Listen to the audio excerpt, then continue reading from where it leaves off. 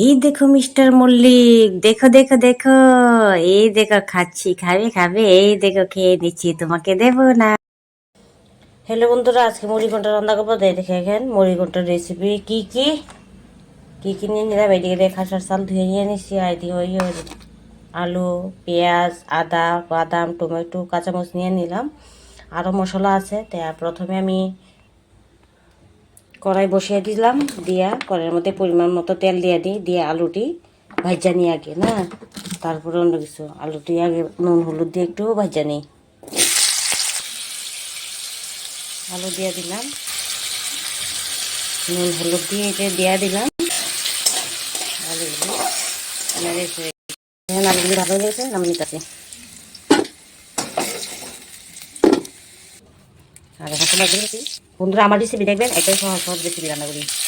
তেল মশলা কম দিয়া একবারে কীভাবে সহজভাবে রান্না করা যায়, শুধু আমার রেসিপি দেখলেই আপনারা বুঝতে পারবেন। যে আলু ভাজা করছি, সেই আলুর মধ্যে কিন্তু আমি সম্বার দিয়ে নিতেছি, আলাদা কোনো তেল ইউজ করছি না। আর যে খাসা চালটা দিয়ে আমি মানে মুড়ি ঘন্টা রান্না করবো, সেই চালটা কিন্তু আলাদা বাদ দিন, আমি সম্বার তেলের মধ্যেই ভাজা নিব একবারে সহজভাবে। যখন তেলগুলি আপনি একটু ভাজবেন না, ভাজার সময় একটু লবণ দিয়ে দিবেন, দেখবেন তাড়াতাড়ি ভালো হয়ে যাবে। আর পেঁয়াজের মধ্যে দেবো, তাড়াতাড়ি ভালো হয়ে যায়। আমি কিন্তু তখনই চাইলে আলাদা আমি খাঁচা চালগুলি ভাজা আলাদা রাখতে পারতাম আলুর মতো, তারপরে বাদামগুলি আবার আলাদা একটু তেলের ভাজা রেখে রাখতে পারতাম। তারপরে যখন সোমবার যে ভাজা আলু এর সাথে তার মধ্যে সবগুলি অ্যাড করতে পারতাম।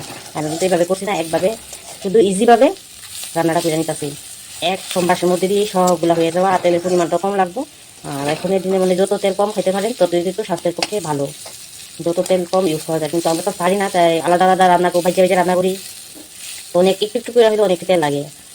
সেই কারণে আমি আলাদা ভাজি না, একবারে কোম্পানিতে রান্না করতাম, চাই যাতে তেলের পরিমাণটা যত কম পারি ইউজ করতে। পেঁয়াজগুলি ভাজা হয়ে গেছে, তার মধ্যে আমি বাদামগুলি দিতেছি। বাদামগুলি ভাজাই আছে, বেশি ভাজা তো হালকা হয়ে যায়। তার মধ্যে আমি চাল, যে চালগুলি ধুয়ে আসলাম, সেই চালগুলি দিয়ে দিতেছি।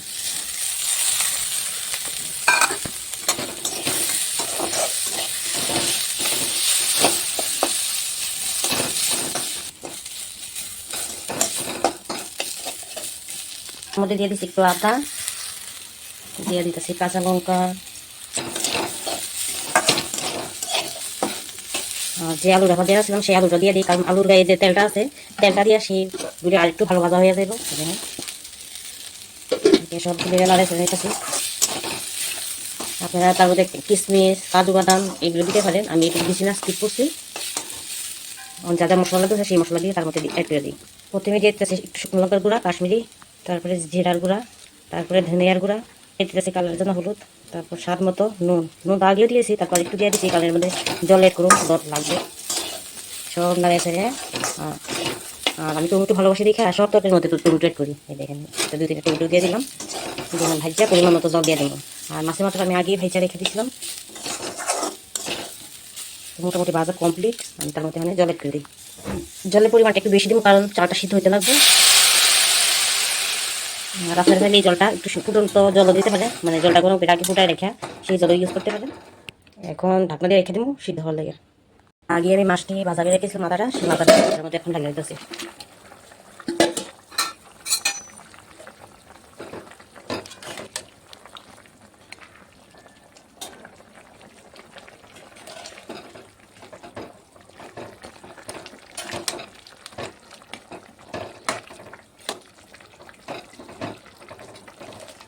সিদ্ধ হওয়ার লেগে আবার রেখে দেবো।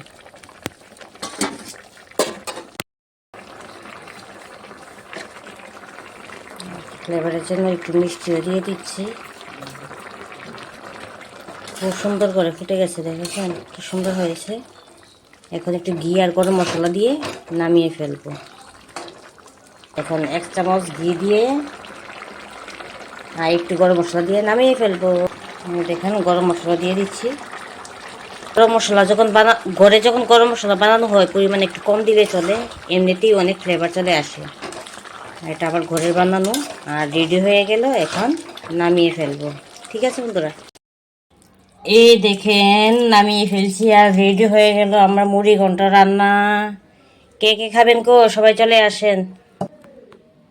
দেখেন তো কেমন লাগছে দেখতে, আমার কাছে তো খুব দারুণ লাগছে। আর এখন খেয়ে আমি রিভিউ দেব কেমন হয়েছে। ঠিক আছে বন্ধুরা, চলেন আমার সাথে দেখি কেমন হলো খেতে। তো এখনই আমি নিয়ে নিলাম খাওয়ার জন্যে। এখন তো একটু টেস্ট করতে হবে, দেখতে তো ভালোই লাগে, খেতে কেমন লাগে দেখি। উফ, মাখতেই পারছি না, প্রচুর গরম, কারণ এক্ষুনি তো নামিয়ে রেখেছি, তার যে গরম লাগছে। যাই হোক, খেতে তো হবে নাকি, গরম গরম। আর দেখেন, এটা হচ্ছে মাছের চোখ, বলছি চোখ চোখ চোখ খেলে নাকি চোখ পরিষ্কার হয়। খেতে তো আমার কাছে খুব দারুণ লাগলো। আপনাদের কাছে কেমন লাগলো ভিডিওটা কমেন্ট করে অবশ্যই জানাবেন। ভালো লাগলে লাইক কমেন্ট শেয়ার অবশ্যই করবেন। আর রুইস পাপাকে দেখে দেখে আমি খাচ্ছি। আজকে ভিডিওটা এখানে শেষ, টাটা।